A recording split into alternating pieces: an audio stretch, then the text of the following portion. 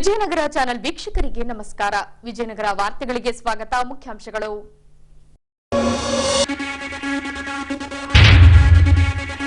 ಜಿಲ್ಲಾಡಳಿತ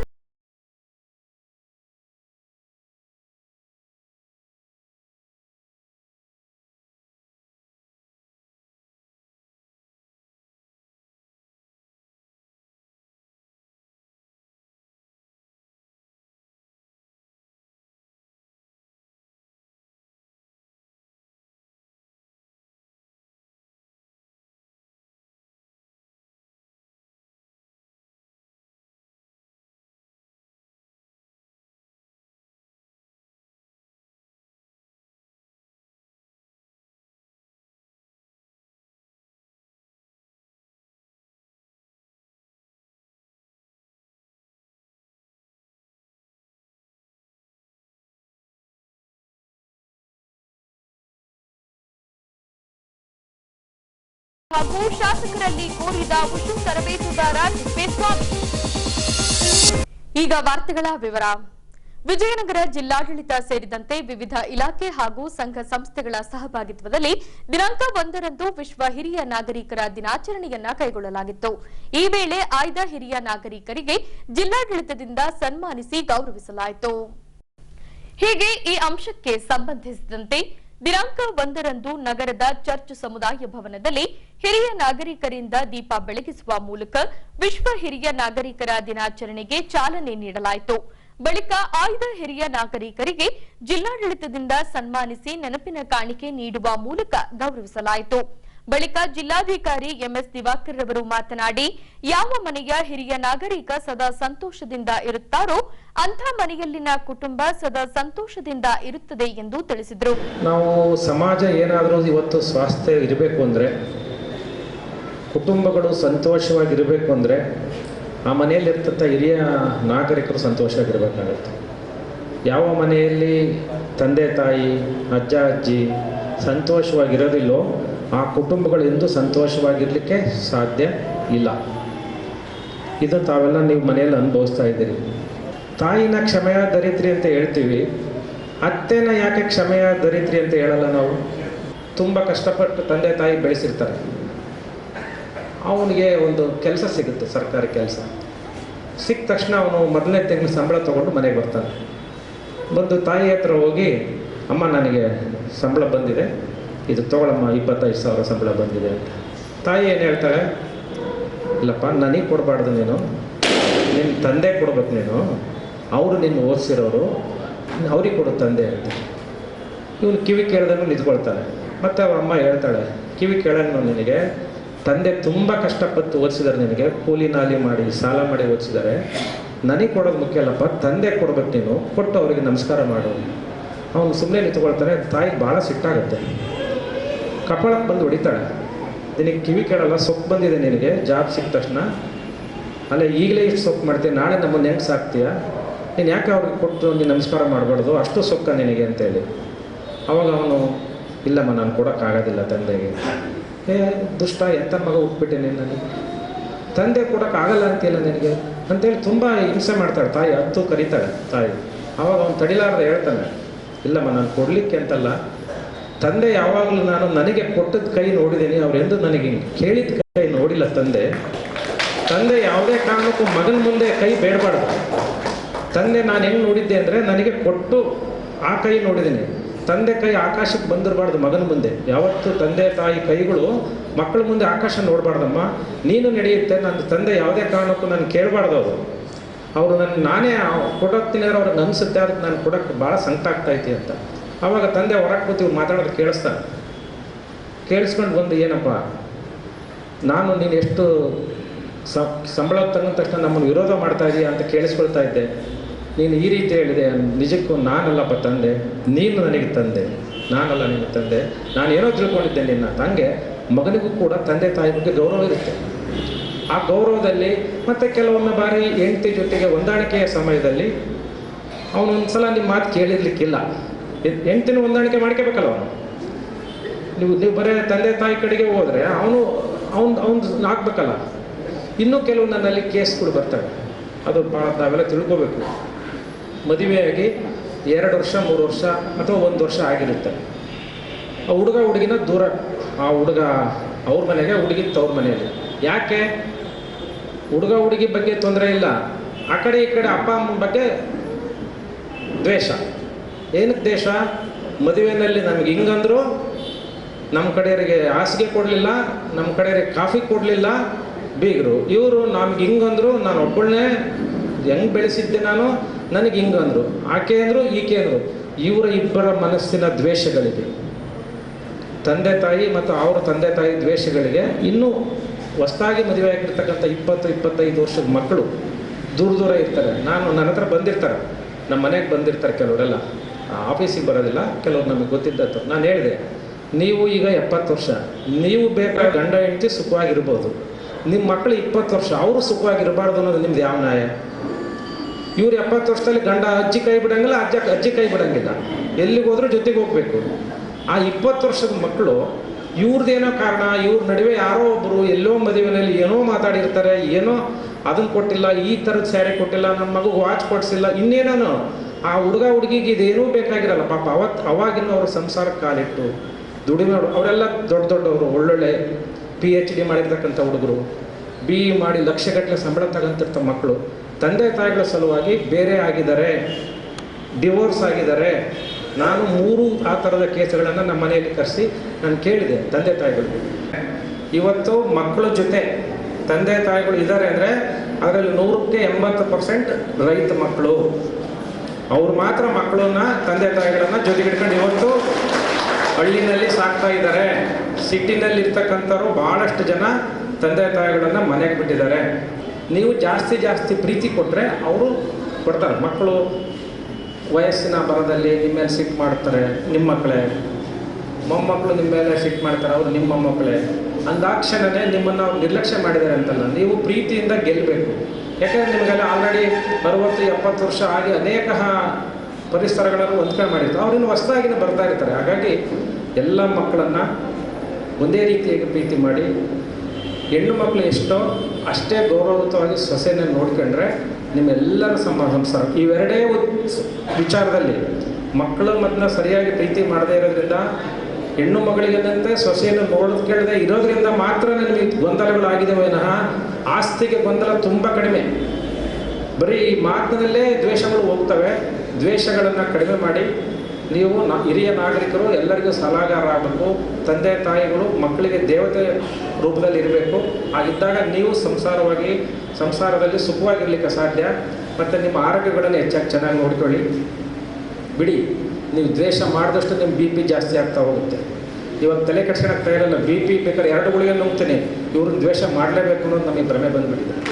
3 ಗುಳಿಗೆ ಬೇಕಾದ್ರೆ ನುಂಗ್ತೀನಿ, ದ್ವೇಷ ಮಾಡಲೇಬೇಕು ನಾವು ಅಂತ ಮಾಡಬಾರ್ದು. ಯಾರನ್ನೂ ದ್ವೇಷ ಮಾಡಬೇಡಿ, ಮಕ್ಕಳನ್ನಾಗಲಿ ಸೊಸೆಯನ್ನಾಗಲಿ. ನಿಮ್ಮ ಆರೋಗ್ಯ ಚೆನ್ನಾಗಿರುತ್ತೆ. ನಿಮಗೆ ಒಂದು ಅಂತಿಮ ವಿದಾಯ ಸಿಗುತ್ತೆ, ಒಳ್ಳೆಯ ಅಂತಿಮ ವಿದಾಯ ಗೊತ್ತಿದೆಯಾ? ಹುಟ್ಟಿದ್ದು ನಿಮಗೆ ಗೊತ್ತಿಲ್ಲ, ಬಟ್ ಸಾವು ಮಾತ್ರ ನಿಮ್ಮ ಕೈಯಲ್ಲಿದೆ.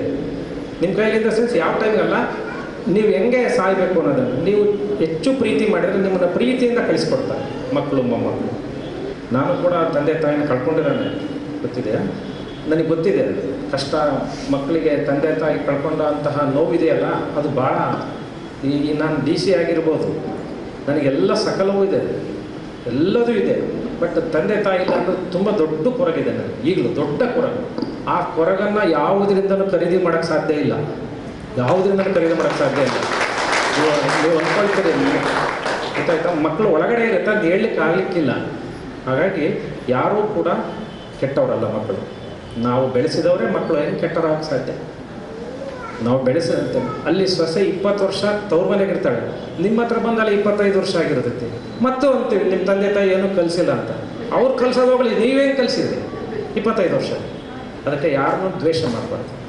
ಅವರು ಕೂಡ ತಂದೆ ತಾಯಿ ಸೊಸೆ ಮನೆ ಕಲಿಸಿದಾಗ ಅವ್ರಿಗೂ ಅಷ್ಟೇ ಗೌರವ, ನಿಮಗೂ ಅಷ್ಟೇ ಗೌರವ. ಯಾಕೆ ನಾನು ಹಿರಿಯ ನಾಗರಿಕರಿದ್ದೇನೆ ಇವನ್ನೆಲ್ಲ ಹೇಳ್ತಾ ಇದ್ದೀವಿ ಅಂದರೆ, ಇದೇ ಹಿರಿಯ ನಾಗರಿಕರು ಸಂತೋಷವಾಗಿರ್ಬೇಕಂದ್ರೆ ಇವೇ ಕಾರಣಗಳು, ಕಷ್ಟವಾಗಿರ್ಬೇಕಂದ್ರೆ ಇದೇ ಕಾರಣ. ನಿಮ್ಮ ಮನೆಯಲ್ಲೇ ನೀವಾಗಿ ನೀವು ಮಾಡ್ಕೊಳ್ತಕ್ಕಂಥ ಪ್ರೀತಿ ವಿಶ್ವಾಸದ ಕೊರತೆಯಿಂದ ಆಗಿದ್ದೀರಿ. ತಾವೆಲ್ಲ ಒಳ್ಳೆಯ ಆರೋಗ್ಯ ಕಾಪಾಡ್ತಾರೆ. ಅದನ್ನು ತನ್ನೊಂದಿಗೆ ಹಂಚ್ಕೊಳ್ಳಿಕ್ಕೆ ನನಗೆ ಖುಷಿಯಾಗಿದೆ. ದಯವಿಟ್ಟು ಯಾರು ಅನ್ಯತಾ ಭಾವಿಸಬಾರ್ದು. ನನಗೆ ತಿಳಿದಂಥ ತಮಗೆ ಸಲಹೆಗಳನ್ನು ನಾನೇನು ಕೊಡುವಂಥ ದೊಡ್ಡ ವಯಸ್ಸು ಅಲ್ಲ. ನೋಡಿದ್ದೀನಿ. ಹಾಗಾಗಿ ಆ ಸಲಹೆಗಳನ್ನು ಪರಿಗಣಿಸಿ ತಾವೆಲ್ಲರೂ ಸುಖವಾಗಿರಲಿ ಅಂತ ನಾನು ಕೇಳ್ಕೊಳ್ತಾ ನನ್ನ ಮಾತು.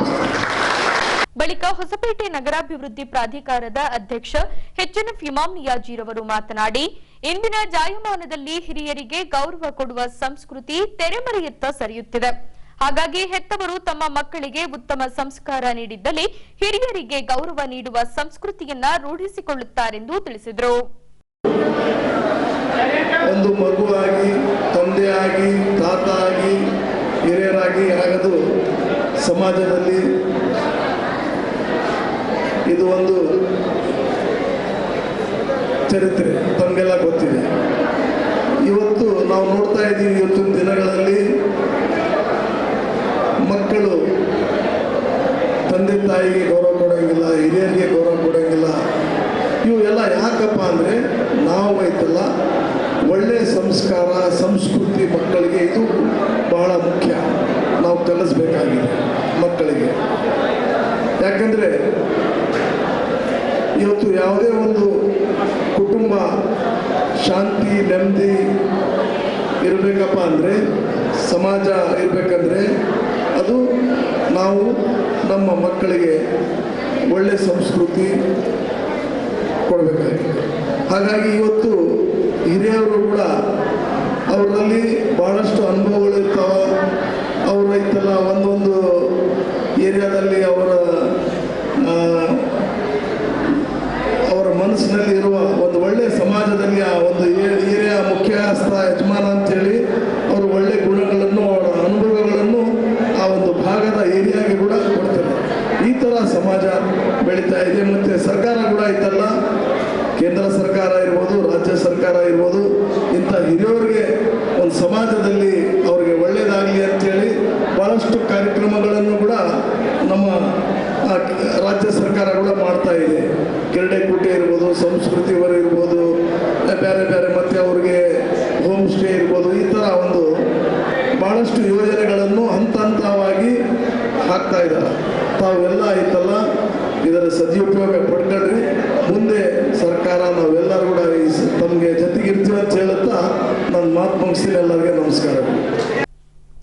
ರಾಷ್ಟ್ರೀಯ ಸ್ವಚ್ಛತಾ ಅಭಿಯಾನದ ಅಡಿಯಲ್ಲಿ ದೇಶದಲ್ಲಿ ಸ್ವಚ್ಛತೆ ಕಾಪಾಡುವ ನಿಟ್ಟಿನಲ್ಲಿ ಸರ್ಕಾರಿ ಹಾಗೂ ಸ್ಥಳೀಯ ಸಂಘ ಸಂಸ್ಥೆಗಳ ಸಹಭಾಗಿತ್ವದಲ್ಲಿ ಸ್ವಚ್ಛತಾ ಅಭಿಯಾನ ನಡೆಸಿಕೊಂಡು ಬರಲಾಗುತ್ತಿದೆ.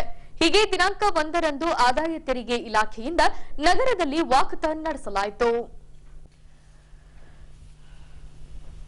ಈ ಅಂಶಕ್ಕೆ ಸಂಬಂಧಿಸಿದಂತೆ ದಿನಾಂಕ 1ರಂದು ಡಾಕ್ಟರ್ ಪುನೀತ್ ರಾಜ್ಕುಮಾರ್ ಜಿಲ್ಲಾ ಕ್ರೀಡಾಂಗಣದಿಂದ ಸ್ವಚ್ಛತಾ ಹಿ ಸೇವಾ ಎಂಬ ಧ್ಯೇಯದೊಂದಿಗೆ ವಾಕಥಾನ್ ಕೈಗೊಳ್ಳಲಾಗಿತ್ತು.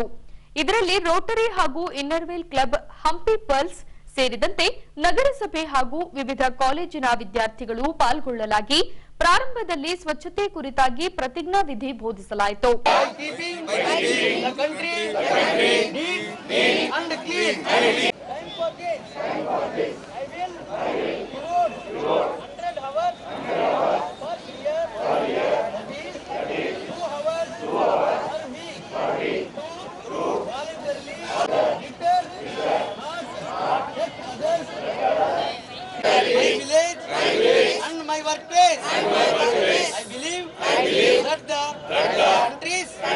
Of the world that appear clean also because their citizens don't indulge in littering nor do they allow it to happen.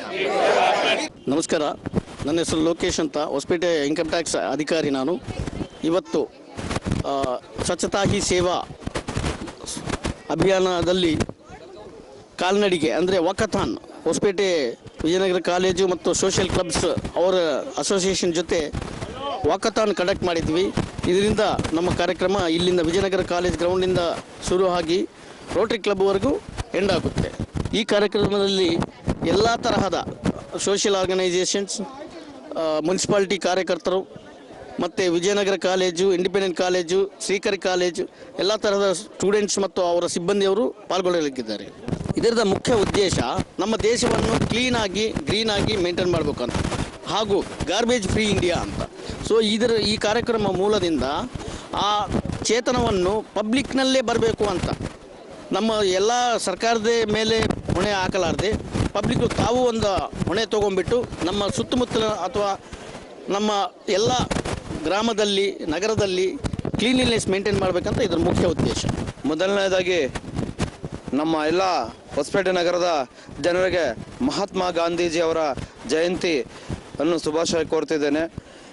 ಈ ಒಂದು ಮಹಾತ್ಮ ಗಾಂಧಿ ಜಯಂತಿಯನ್ನು ಮಾನ್ಯ ಕೇಂದ್ರ ಸರ್ಕಾರವರು ನರೇಂದ್ರ ಮೋದಿ ಅವರ ಕನಸಿನ ಪ್ರಕಾರ ಸ್ವಚ್ಛ ಭಾರತ ದಿನವನ್ನು ಆಚರಣೆ ಮಾಡಲಿಕ್ಕೆ ಹಲವಾರು ವರ್ಷಗಳಿಂದ ಸುಮಾರು 10 ವರ್ಷದಿಂದ ಈ ಒಂದು ಕಾರ್ಯಕ್ರಮಗಳು ಹಮ್ಮಿಕೊಂಡು ಬರ್ತಾ ಇದ್ದೀವಿ. ಈ ಒಂದು ಕಾರ್ಯಕ್ರಮಗಳಿಗೆ ಪ್ರತಿ ವರ್ಷದಂತೆ ಈ ವರ್ಷವೂ ನಾವು ಸ್ವಚ್ಛ ಭಾರತ್ ಅಭಿಯಾನ ಒಂದು ಕಾರ್ಯಕ್ರಮವನ್ನು ಆಯೋಜನೆ ಮಾಡಿದ್ದಾರೆ.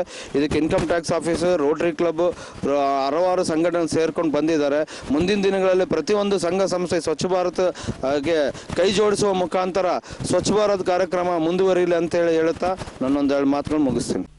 ಬಳಿಕ ವಾಕ್ಥಾನ್ಗೆ ಚಾಲನೆ ನೀಡಲಾಗಿ ಡಾಕ್ಟರ್ ಪುನೀತ್ ರಾಜ್ಕುಮಾರ್ ಜಿಲ್ಲಾ ಕ್ರೀಡಾಂಗಣದಿಂದ ಜೈಭೀಮ್ ವೃತ್ತ, ಡಾಕ್ಟರ್ ಪುನೀತ್ ರಾಜ್ಕುಮಾರ್ ವೃತ್ತ, ನಗರಸಭೆ, ದೊಡ್ಡ ದರ್ಗಾ ಮಸೀದಿ, ಗಾಂಧಿ ಚೌಕ್, ಬಸ್ ನಿಲ್ದಾಣದ ಮುಖಾಂತರ ರೋಟರಿ ಕ್ಲಬ್ವರೆಗೆ ವಾಕ್ಥಾನ್ ನಡಿಗೆ ನಡೆಸಿ ಸ್ವಚ್ಛತೆ ಕುರಿತಾಗಿ ಸಾರ್ವಜನಿಕರಲ್ಲಿ ಜಾಗೃತಿ ಮೂಡಿಸಲಾಯಿತು.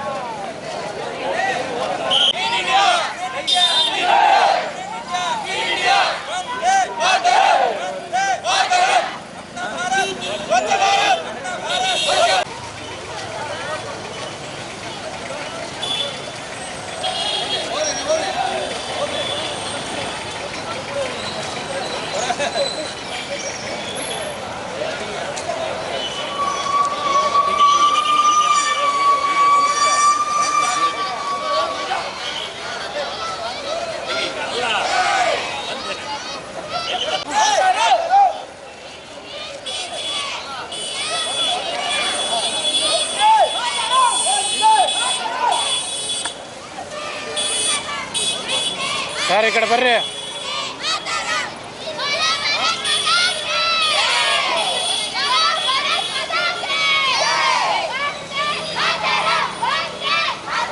ಸರ್ ಸ್ವಲ್ಪ ಈ ಕಡೆಗೇನ ಬರ್ರಿ.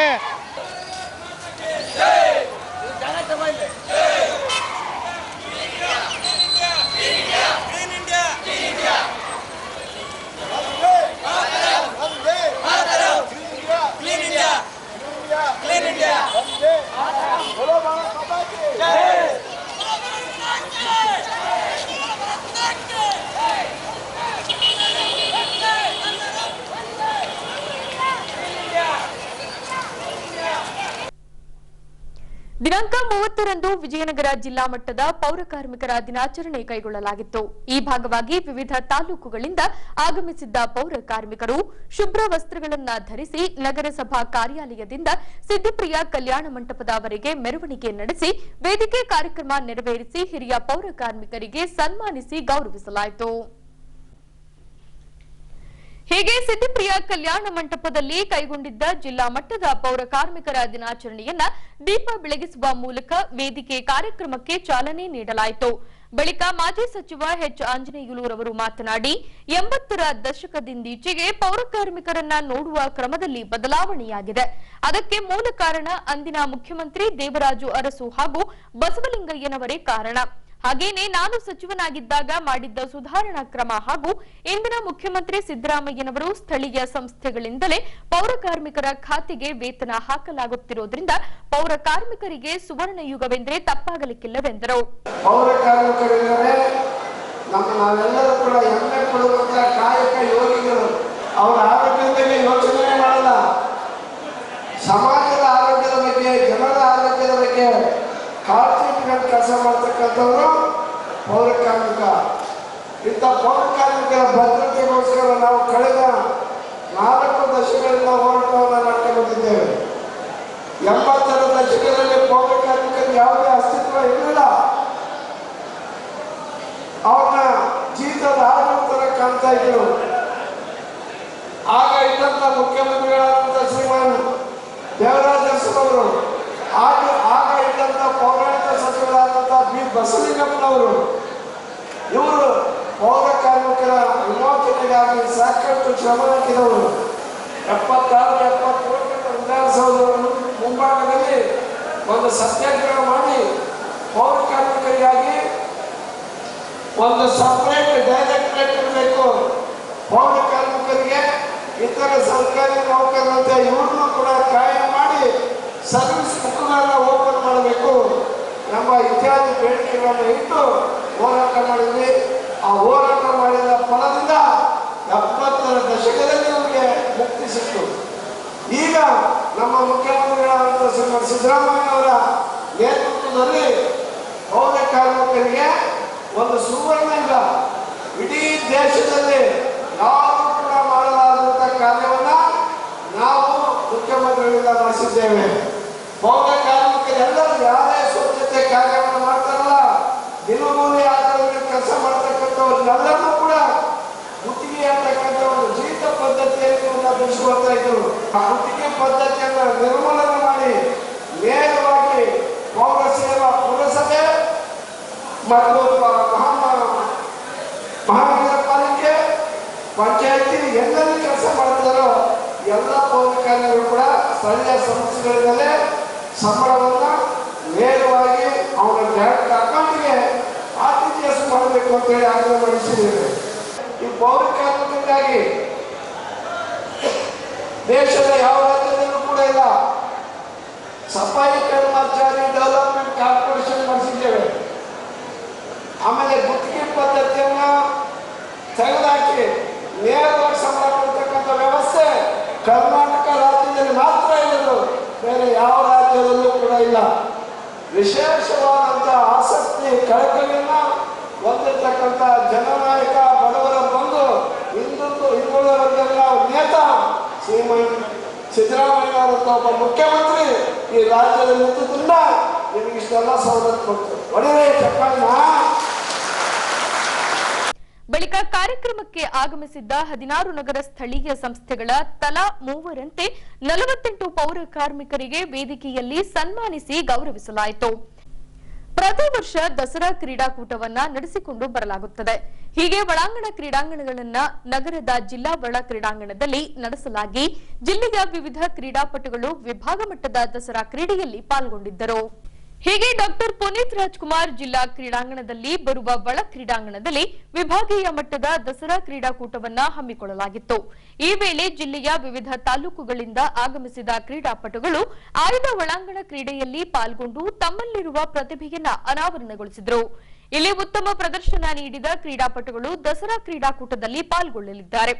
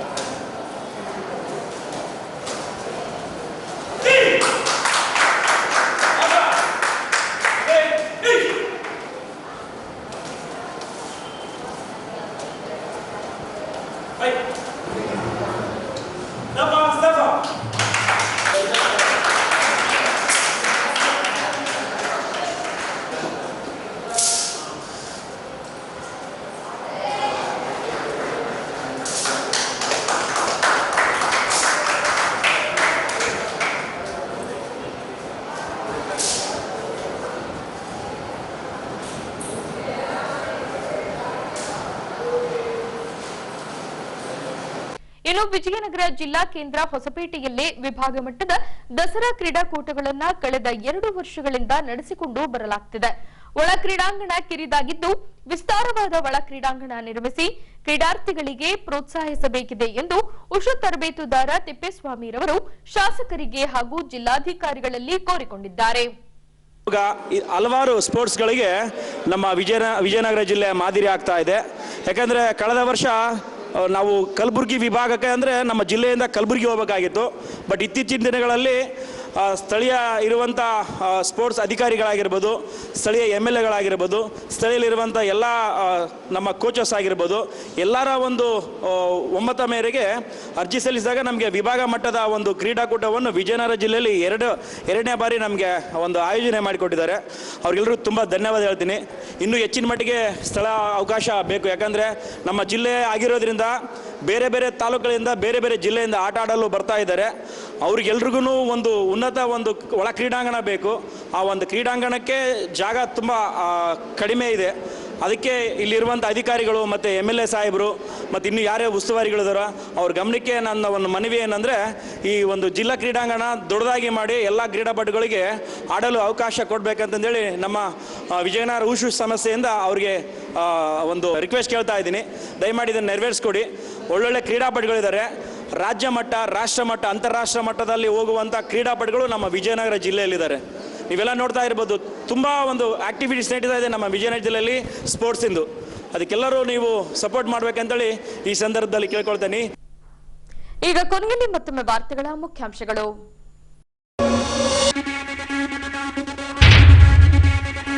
ಜಿಲ್ಲಾಡಳಿತದಿಂದ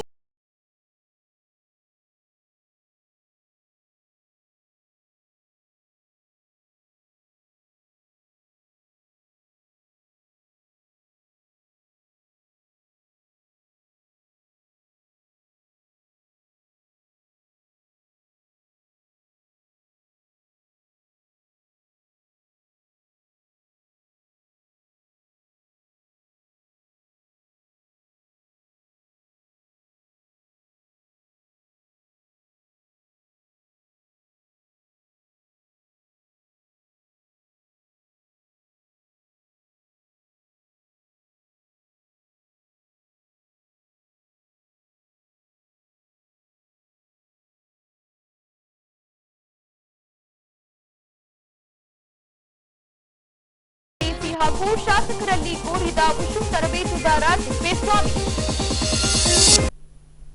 ಇಲ್ಲಿಗೆ ವಾರ್ತಾ ಪ್ರಸಾರ ಮುಕ್ತಾಯವಾಯಿತು. ದೈನಂದಿನ ಆಗುಹೋಗುಗಳ ಮಾಹಿತಿಗಾಗಿ ವೀಕ್ಷಿಸಿ ವಿಜಯನಗರ ಸುದ್ದಿವಾಹಿನಿ. ನಾನು ತೇಜಸ್ವಿನಿ ಪಿ ಪಾಟೀಲ್. ನಮಸ್ಕಾರ.